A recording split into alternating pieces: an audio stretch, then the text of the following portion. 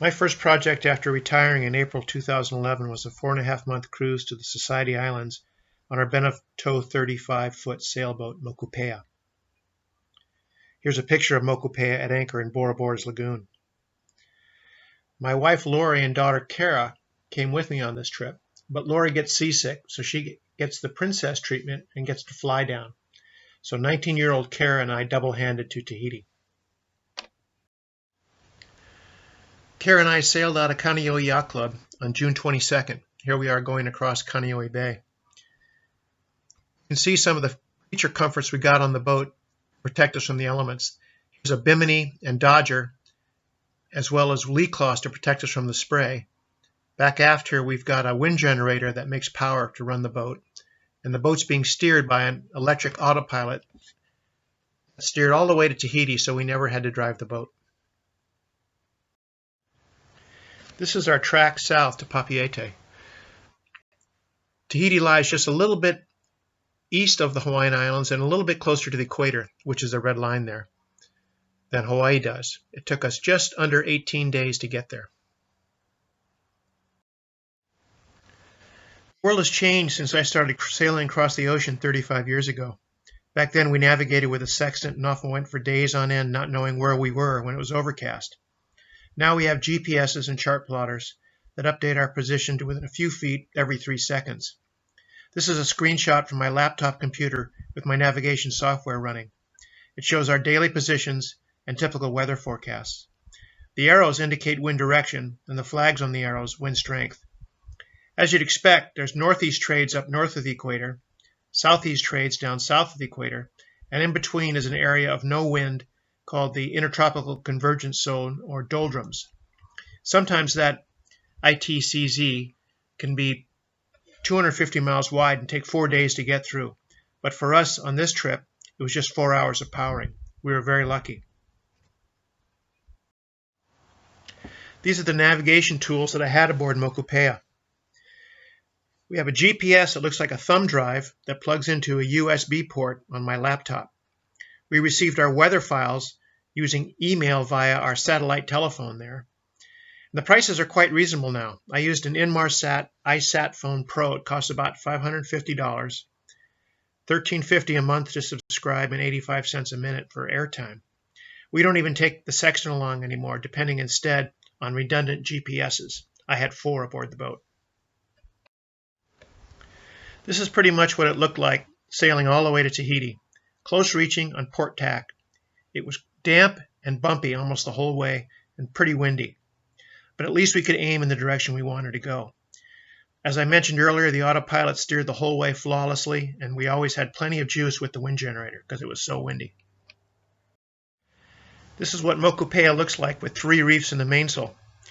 Unfortunately, we saw a lot of this on the trip south, a lot more than I'd like to. It was quite rough. Kara got sick for about 3 days. Took her that long to get over it, but she was a trooper. She never complained. This is about how much jib you have up when you have 3 reefs in the mainsail. Not much. Pretty windy, pretty wet, pretty bumpy. It was so rough that we were getting man-o-wars washed into the cockpit. Here's one sitting back there in the scuppers on the leeward side of the boat. Here's Kara in her normal position when she's on watch. She'd like to lay there in the leeward side of the cockpit in a little nest she made out of cockpit cushions and read her Kindle. You can see the Kindle there is in a gallon Ziploc bag so it won't get wet. And you can also see that she's wearing a safety harnesses and strapped into the boat. Kara's job on watch was to look around every 10 minutes to look for ships or something that we might hit, or bad weather or something like that. And if she did see anything bad, she was supposed to wake me up so I could deal with it. On this trip, we saw 4 ships heading south, and we saw 7 on the way north. That's a lot more than we normally see. A couple of days after we left Hawaii, I noticed a little spider building a web on the tail of the wind generator. You can just see him right here underneath the wind generator, sitting on his web. What a tenacious little bugger. It was blowing like crazy, and there he was, building a web to try and catch insects. Here's another shot of him on the mast for the wind generator. He disappeared after about 4 days, and we never saw him again. And then after we got to Papeete, lo and behold, there he was building his web again. What a tough little guy.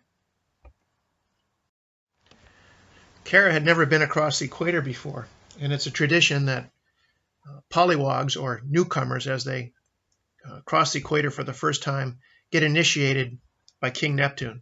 So when we cross the equator, here's King Neptune coming up from down below to initiate poor Kara. He was pretty kind to her. She got a cheese whiz bath there, as you can see, but in general, he took it pretty easy on her. Could have been a lot tougher. Of course, the equator and the doldrums are just about in the same location, and you get some great sunsets in the doldrums. Just before we arrived in Tahiti, we passed what looked like a coral reef, but it wasn't. It was just a huge school of tuna feeding on fish on the surface, and you can see the birds diving on the bait fish there. It's one of the largest balls of fish I've ever seen.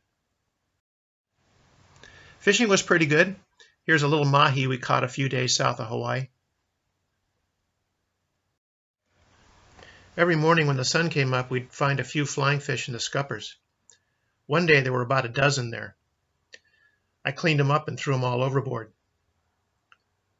Later that day, things started to smell. Kara thought it was me, and I thought it was her, and it turned out there was a couple flying fish that got up under the hatch garage that I had missed. It's mostly open ocean out there, but there are a few hazards you have to avoid. One we came closest to was Filippo Reef, which is called a phantom reef because no one's really confirmed whether it actually exists or not. It was first reported in 1886 by the sailing ship Filippo, and then allegedly sighted again in 1926. The other two blue spots there are reported breakers that were sighted in 1926 and 1944. We called Lori on the sat phone and asked her to check it out on the internet. There's nothing confirming its existence since then, except a report from a kayaker a few years ago who passed by in the dark and thought he heard surf breaking. We found the reef on 3 different charts, and its position varied by 9 miles between the 3 charts. We couldn't quite lay it on port tack and arrived just to the north of it at 5 p.m. on the 4th of July. I didn't want to sail through there in the dark, especially when I wasn't certain where the reefs were, so we tacked over onto starboard and headed northeast for 7 hours until we were sure we could clear it, and then we flopped back onto port tack. That blue line is our approximate track. I still don't know whether the reef exists. We had one other significant challenge on the sail south. On the 7th of July, 300 nautical miles north of Tahiti, I discovered that the gussets holding the rudder tube in place had broken free from the hull. The gussets are triangular-shaped pieces of fiberglass with the vertical side glass to the rudder tube and the horizontal side glass to the hull. The gussets lock the rudder tube in place relative to the hull and provide support for the upper rudder bearing. In this photo, you can see the bottom of one of the gussets where it's glass to the hull. You see all those cracks around it. That's where it's broken free. With each wave, those cracks would open up about a 1/4 inch when the load was shifted on the rudder as the wave went back and forth. The top of the rudder tube was moving port and starboard about 1/2 inch. If it got worse, then the joint between the rudder tube and the hull would probably have opened up and water would have poured in and sunk the boat. It turns out it didn't get any worse, and we managed to limp into Tahiti, where we could effect repairs. But we were pretty worried for a long time there. The proper repair is to re-fiberglass the gusset to the hull and strengthen it, but I didn't have the facilities, equipment, time, or desire to do that in Papeete. So I made a temporary repair to fix the top of the rudder tube relative to the boat using Spectra, which is a line that doesn't stretch at all, and turnbuckles that I purchased in Tahiti.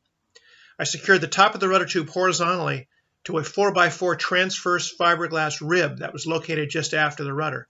All I had to do was drill 2 holes, cut the line, tie some knots, and tighten the turnbuckles. Here's the other end of the Spectra line where it secures to the top of the rudder tube. The line is strong enough to take the load of a full broach at 12 knots with a good safety factor. This repair worked fine for the 3 months we were in Tahiti, the sail home, and it was working so well that I left it in place for another year and a half until I finally got around to refiberglassing the gusset in place properly. It's an amazing feeling when an island rises up out of the sea ahead of you after a long ocean voyage. It's something you never get over. Here's Kara the morning of our arrival in Tahiti. You can see she's pretty happy after 17 and a half days at sea. In Papeete, you have two basic choices on where to moor. There's a municipal dock downtown that is expensive and noisy, but centrally located. Or there's Marina Taina, which is south of the airport about 5 miles out of town. Most cruisers choose Marina Taina, which is what we did. This mega yacht passed us as we were working our way south to Marina Taina, inside the barrier reef by the airport. There was quite a fleet of mega yachts there in French Polynesia. Unfortunately, I wasn't smart enough to make a reservation in advance and couldn't get a slip at Marina Taina. This is the anchorage outside the marina. It's 65 feet deep here, and look how close the boats are together. Nobody likes it, but there's no choice. There's just too many boats and too little room. My philosophy has always been to get into Papeete, get your business done, and get out of there ASAP, where the fleets are much sparser and there's much more room, and plus the scenery is better. Everywhere else in French Polynesia is less crowded than it is there in Papeete. Marina Taina does have its benefits, though. There's a large supermarket there called Carrefour, which is just like Costco, and it's within walking distance of the marina. You've got free water, free dinghy dock, free internet at some of the restaurants there, and it's easy access to the bus. Here's a map of the Society Islands to show you where we'll be cruising for the next 3 months. The prevailing wind is from the east, just like it is in Hawaii, just usually south of east. The wind was out of that easterly quadrant for our entire 3-month stay. It's generally lighter breezes than in Hawaii, though, and that was what we experienced. We only had 2 rainy days in 3 months, but you do get passing showers at night. The cruising season is during the southern hemisphere winter, but because we're closer to the equator than Hawaii, the temperature is milder there. It was low 80s during the day and high 70s at night. There are 2 groups of islands. The windward group, made up of Tahiti, Moorea, and Tetiaroa, that's Marlon Brando's old island right there, and then the leeward group, Huahine, Taha'a, Raiatea, and Bora Bora. It's a day sail between Tahiti and Moorea, and day sails between all the islands of the leeward group. Only overnight sail is from Moorea down to Huahine. It's about 100 miles. It's very similar to sailing from the island of Oahu to Kauai. Papeete sits on the leeward side of the island of Tahiti, so it's usually calm there. And the sunsets over Moorea from our anchorage in Marina Taina were beautiful. This more detailed map of Tahiti and Moorea shows where we spent most of our time on those 2 islands. Point Venus is where Captain Cook anchored and where he did his astronomical observations. We entered into Papeete Harbor, went along outside the airport in the lagoon there, and then anchored there in Marina Taina. 2 anchorages on Moorea, Cook's Bay, and Opanohu Bay, are where we anchored over there. Moorea is one of the most beautiful islands in the world. This is Tiri'i and Vivian Seaman, family friends of ours who live on Tahiti. Tiri'i was raised on Bora Bora, and Vivian was raised in the Tuamotus. They were great hosts, showing us around Papeete and helping us navigate through the bureaucracy there. Here are 2 of Tiri'i and Vivian's 3 daughters. We took the boat out and anchored it off the airport, went snorkeling on the reef one day, and here are the kids playing in the dinghy. The open market in Papeete is a must-see, especially on Sunday when it's the busiest. You can find any kind of fresh tropical fish imaginable there, and we bought some of these for lunch. We drove around the island one day with the Seamans, and on our trip around we saw this lava tube blowhole that opens up right onto the highway. If your timing is wrong and your car is opposite this blowhole as you go by, you get covered in salt spray. Tahiti is a beautiful island. Here's one of the many magnificent waterfalls there. This is the black sand beach at Point Venus. We've had Moku anchored right where those boats are on the right side of the photo. Here's an artistic picture that Kara took of a botanical garden on our drive around Tahiti. Arguably one of the prettiest spots on planet Earth is Opanohu Bay on the north shore of Moorea. Here's Moku at anchor at Robinson's Cove there in Opanohu Bay with the lovely Shark's Tooth Mountain in the background. Here's another shot of Robinson's Cove there in Opanohu Bay. I first tied up here in 1976 when I did the Tahiti race on Bravura. This is the popular and always crowded shallow water anchorage just inside the entrance to Opanohu Bay.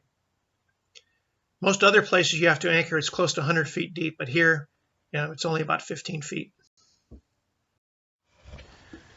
The Society Islands are great for biking, particularly the leeward group where there's very little traffic. We had 2 folding bikes on Moku. One day, Lloyd and Kara circumnavigated Moorea about 30 miles on our folding bikes. Here they are over on the eastern side, and you can see Tahiti there in the background. The hiking is also great. Here we are up at the Belvedere on Moorea, looking down at Opanohu Bay in the background. Here's a panorama shot from the same lookout there. That's Opanohu Bay in the middle, the Shark's Tooth on the left, and Cook's Bay on the right. After a couple of weeks on the windward group of Tahiti and Moorea, we made the overnight sail down to Huahine and the leeward group. This map shows the 4 main islands of the leeward group of Society Islands. This is some of the best cruising in the world. What makes it so good are the close proximity of these islands, the fact that the high islands are surrounded by a barrier reef which protects the lagoons. You can circumnavigate almost all the way around all these islands without ever going out into the ocean. It provides hundreds of good anchorages and dozens of great anchorages inside the lagoon. The main towns there are Whare on Huahine, Uturoa on Raiatea, and Vaitape on Bora Bora. You can get fuel and provisions, so that makes it easy there as well. Here's a photograph taken from an airplane of Tahaa and Raiatea with their associated fringing reef and surrounding lagoons. You can see how you can navigate all the way around these islands inside the lagoons, all the way around here. You can go completely around Tahaa with never leaving the lagoon, and you can see how protected it is. This is a typical lazy day inside the lagoon surrounding Tahaa and Raiatea. I believe this day we were headed north to Tahaa, and the wind was behind us, light air, so we just put up the spinnaker and we're drifting along there in the flat water. You can just see Bora Bora here in the background. We're moseying along, probably heading 2 or 3 miles that day up to our next anchorage. This is cocktail hour at one of my favorite anchorages off the motu of Now on the southern end of Raiatea. It's only about 8 feet deep here, and you're protected from the wind by Now. Great snorkeling, great relaxing after a tough day's sail of about 2 miles. This picture gives you an idea of just how close together the islands are. We're currently at anchor in a bay on the leeward side of Tahaa. In the foreground there are the motus out on Tahaa's reef, and then in the background, the mountains of Bora Bora, probably 9 miles away. Here's Moku tied up to the main dock at Uturoa on the island of Raiatea. You can just see Tahaa here in the background. You can tie up to this main dock and walk up and do some provisioning at the 3 great supermarkets just a stone's throw away there in Uturoa. This is our favorite restaurant. I believe it's currently called the Huahine Yacht Club there at Whare on the island of Huahine. You can just see Moku at anchor out there in the distance. This is the dinghy dock right next to the Huahine Yacht Club. Great photo, isn't it? Lori and I were sitting in the Huahine Yacht Club one afternoon sipping Mai Tais when 3 locals came in and sat down, ordered a pitcher of beer and 2 small bowls for the bag of potato chips they had brought with them. They filled one bowl with chips for themselves, filled another bowl, and asked the waitress to give it to us. We thought that was very generous. So when they finished their pitcher, I bought them another. That broke the ice. We became fast friends. They came over and joined us. We started talking. One thing led to another. They asked us, "Hey, do you like shells?" We said, "Yeah, we love shells." So one of them, who lived close by, got up, went home, and brought us back all these shells you see in the picture as a gift. The Tahitians are wonderfully friendly people, when we got along great with them. This is Ha'amene on the island of Taha'a. That large white building on the left is the Taha'a Mai Tai restaurant, our favorite restaurant in French Polynesia.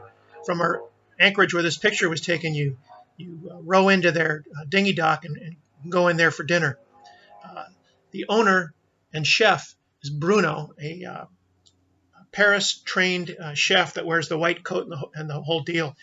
He fell in love with a Tahitian gal in Paris and followed her back here to Taha'a, where he opened this restaurant that he runs with just himself and one other person for help. Fantastic food, great atmosphere, and we love it there. Another do not miss restaurant in French Polynesia is Bloody Mary's on the island of Bora Bora. It also has a dock that you can dinghy into. You can also get water there, dispose of your trash and that kind of thing. Sand floors, coconut stump stools. It's just a great experience. As you'd expect, the diving in French Polynesia is spectacular. The water's clear and you can see hundreds of feet. Here's just a couple more shots of the great diving there. I believe this is the Coral River on Taha'a. It's amazing, but all these underwater shots were taken with a disposable underwater camera. It's amazing how clear the water was. You can see Mokupea's chain disappearing off in the distance there to the left. We'd often be anchored in 40 feet of water and you could see the chain laying on the bottom.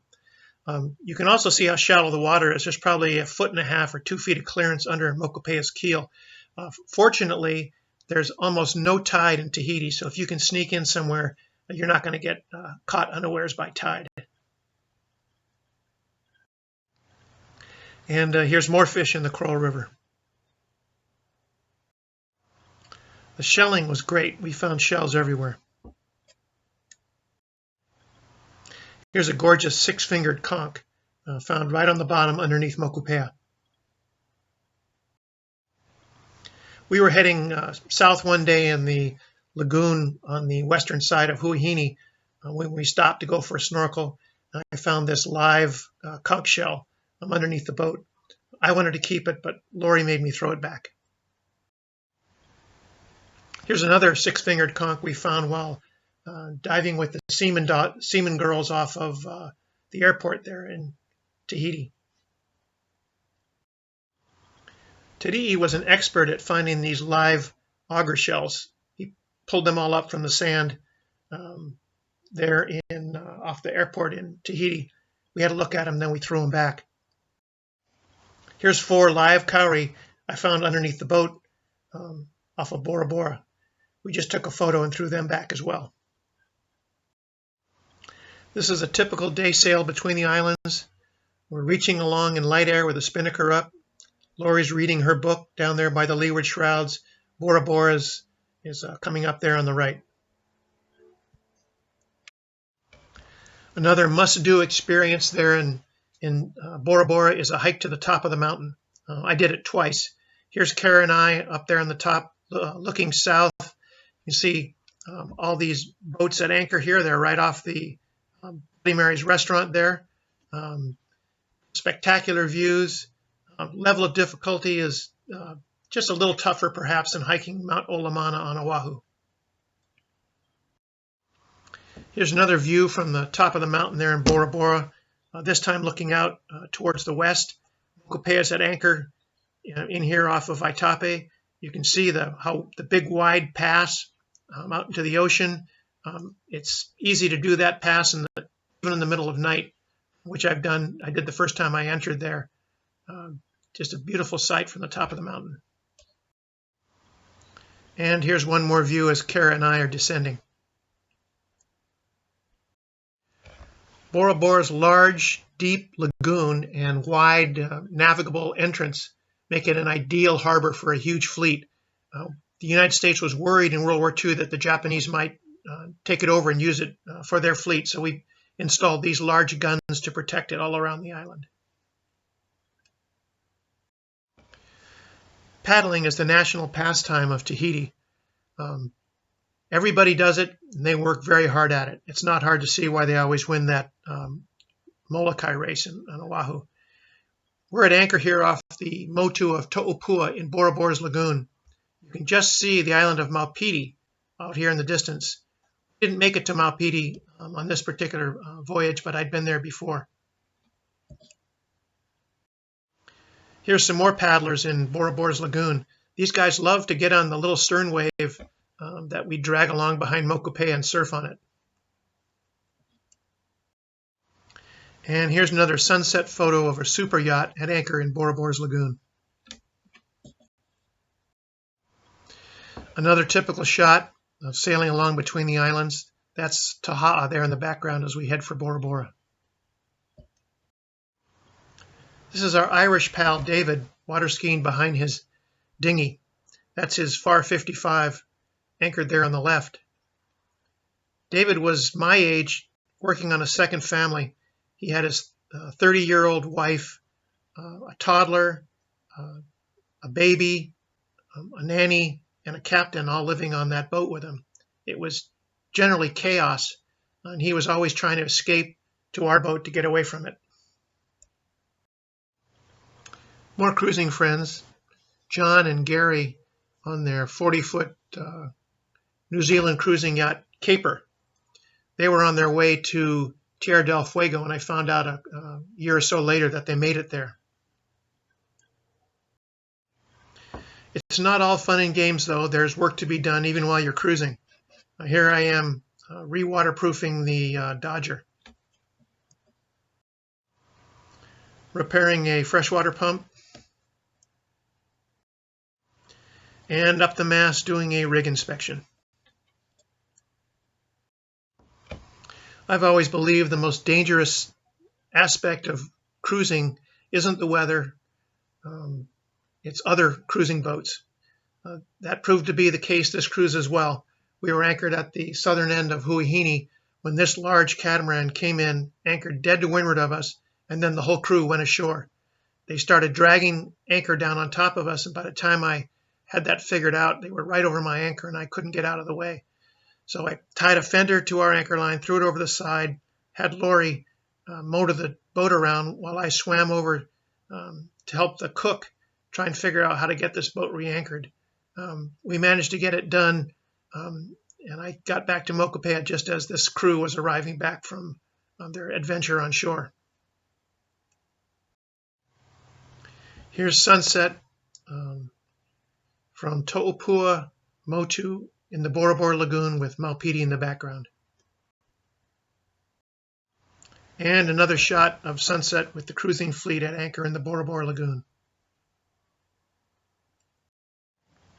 There's nothing like fresh baguettes, French wine, and good cheese for dinner.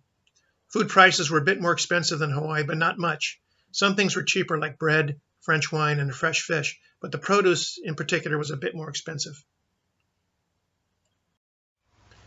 After 6 weeks of cruising with us in French Polynesia, it was time for Kara to get back to school.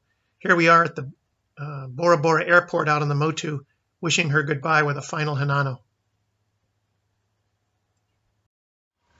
Lori and I spent the next month and a half revisiting the islands of the Leeward group just by ourselves. Here we are back in Ha'amene Bay on the island of Taha'a, hiking up to the pass at the top of the mountain. You can just see Moku anchored there in Ha'amene right off the pier for the Taha'a Mai Tai.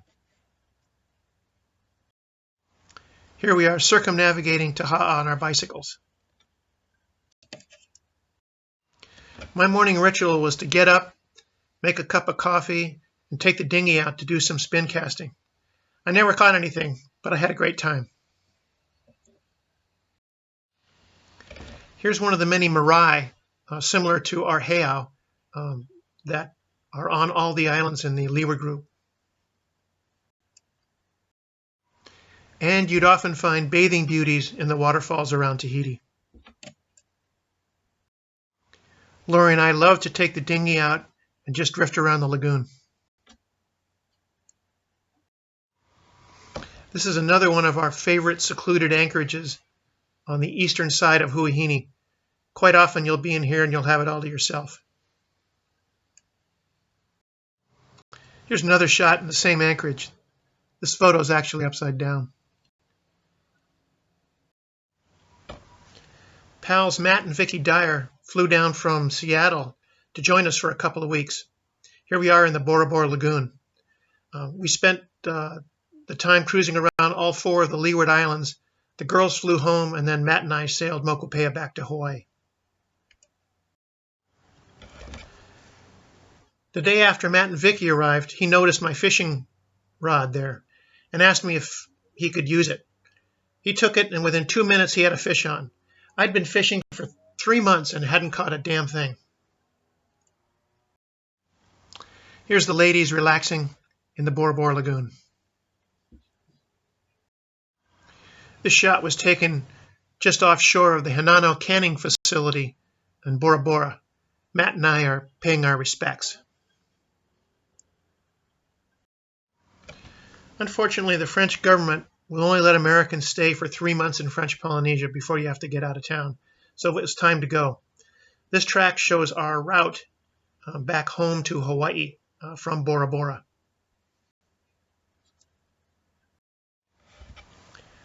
Matt is a professional fisherman by trade, and he's pretty good at it.